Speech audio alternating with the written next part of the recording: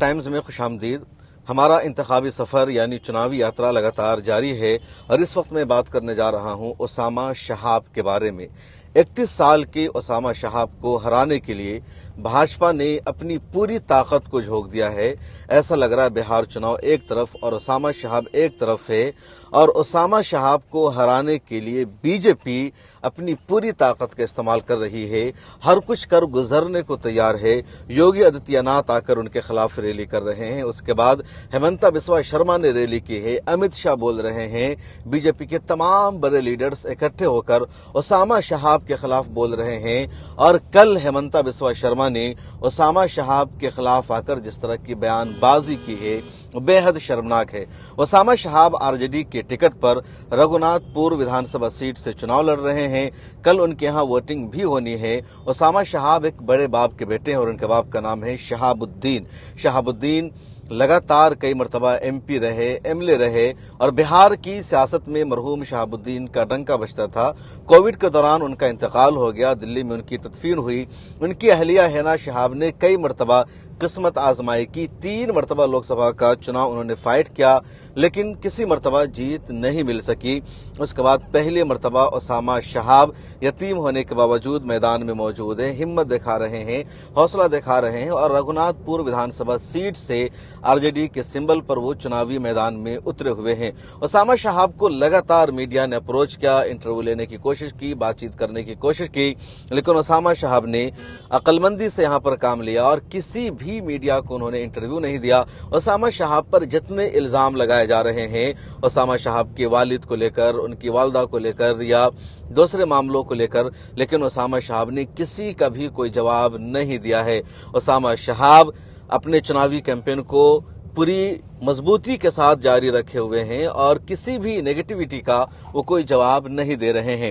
اب کل ہیمنتا بسوا شرما نے سیوان جا کر اسامہ شہاب کو کہا کہ اسامہ باللہ دن ہے، یہ اگر جیت گیا تو دیش میں دہشت گرد آ جائے گا۔ ہیمنتا بسوا شرما نے یہ بھی کہا کہ ہندوؤں نے بابر اورنگزیب کی اولاد کو ہرا دیا ہے، ہندوؤں نے ایک ایسے شخص کو جتایا جس نے رام مندر کو بنا دیا ہے۔ یہاں گھسپیٹیے ہیں، آسام میں بہت سارے گھسپیٹیے تھے، 1 لاکھ ایکڑ زمین پر ان لوگوں نے قبضہ کر رکھا تھا، اور میں نے 50,000 ایکڑ زمین کو خالی کرا لیا، اس پر مجھے فخر ہے۔ کانگریس کی حکومت میں مدرسے کے اساتذہ کو سیلری دی جاتی تھی، میں نے مدرسوں کو بند کر دیا۔ اب آسام میں میں ایسا قانون لانے جا رہا ہوں جس قانون کی وجہ سے 2-4 شادیاں کرنے والوں کو جیل جانا پڑے گا، اور اس نے کہا کہ یہ سب کچھ بہار میں بھی ہوگا۔ اور اسامہ شہاب کو اسامہ باللہ دین بار بار کہا گیا۔ سچائی تو یہ ہے کہ ہیمنتا بسوا شرما دراصل اسامہ شہاب کو طالبانی لیڈر کہنا چاہ رہے تھے، کٹر پنتھی کہنا چاہ رہے تھے، لیکن طالبان کے ساتھ ان دونوں بھارت سرکار کے رشتے اچھے ہیں، طالبان سرکار کے ساتھ رشتہ بنانا بھارت سرکار کی مجبوری ہے۔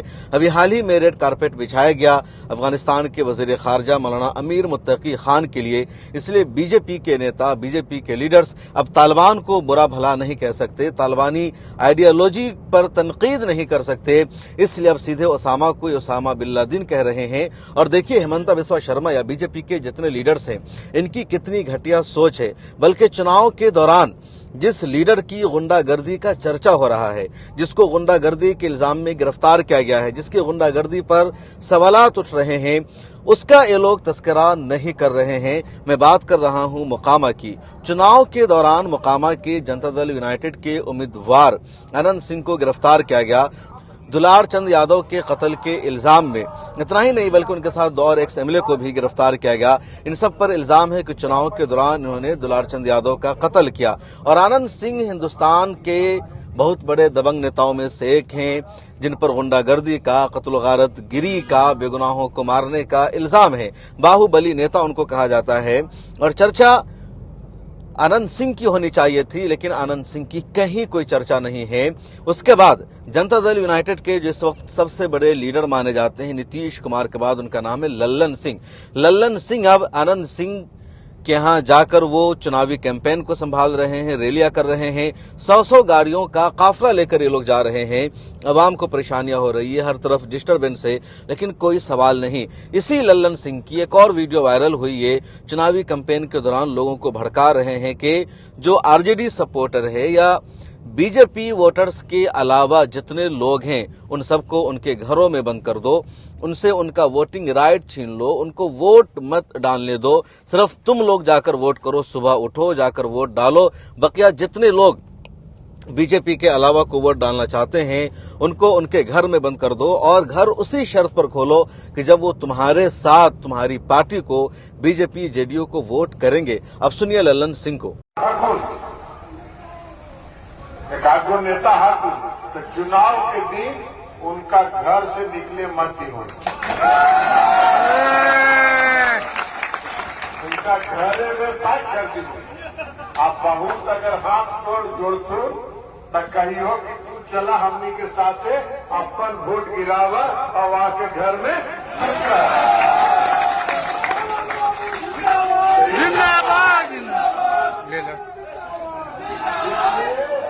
इसलिए आज से सब लोग कमान संभाल लें, और कमान संभाल के चुनाव में अब समय नहीं। अब लल्लन सिंह का जो शर्मनाक बयान है सभी के सामने है, उधर आनंद सिंह की जो गुंडागर्दी है सभी के सामने है। कई सारे केसेस हैं, इसके बावजूद मीडिया में इन लोगों की गुंडागर्दी का चर्चा नहीं।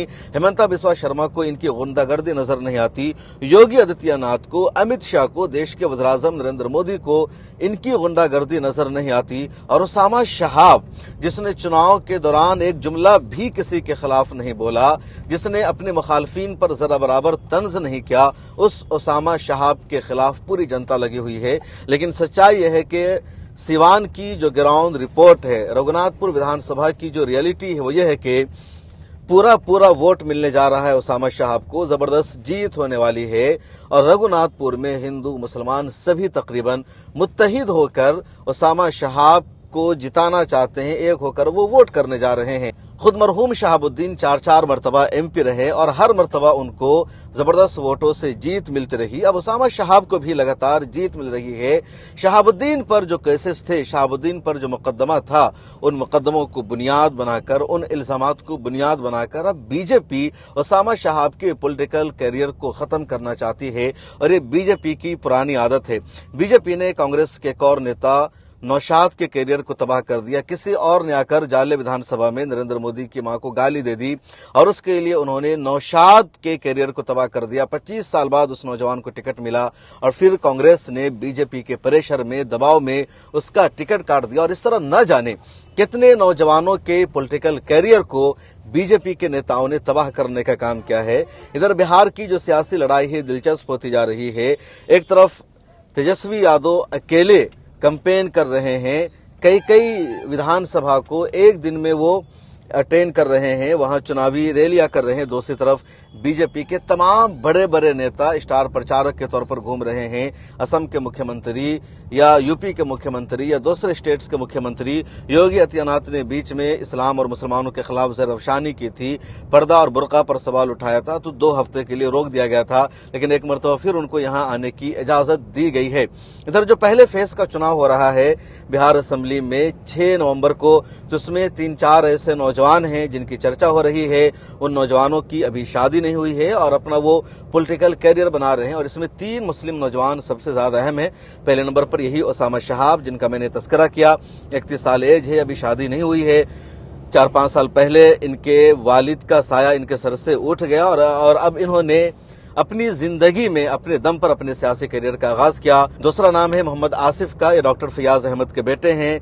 बिहार में मधुबनी जिला की 20वीं विधानसभा सीट से चुनाव लड़ रहे हैं आरजेडी के सिंबल पर। इनके वालिद इस वक्त राज्यसभा एमपी है, बिजनेस घराने से इनका ताल्लुक है। इनके वालिद का बहुत बड़ा मेडिकल कॉलेज भी है, दूसरे कॉलेजेस भी हैं। इसके बाद तीसरा नाम है मशकूर उस्मानी का, जो जाले विधानसभा सीट से आजाद उम्मीदवार के तौर पर चुनावी मैदान में मौजूद हैं। इसके अलावा और भी कई लोग हैं, लेकिन ये 3 मुस्लिम नौजवान सबसे ज्यादा अहम हैं। इनकी अभी शादी नहीं हुई, 30 के आसपास ये सब लोग हैं और एक नई सियासी जिंदगी के सब आगाज करना चाहते हैं। इस वक्त मैं बिहार में मौजूद हूं और हमारा इंतखाबी सफर लगातार जारी है। मजीद अपडेट हम आपको देते रहेंगे। फिलहाल मुझे दीजिए इजाजत। मिल्लत टाइम्स को देखते रहिए, सुनते रहिए।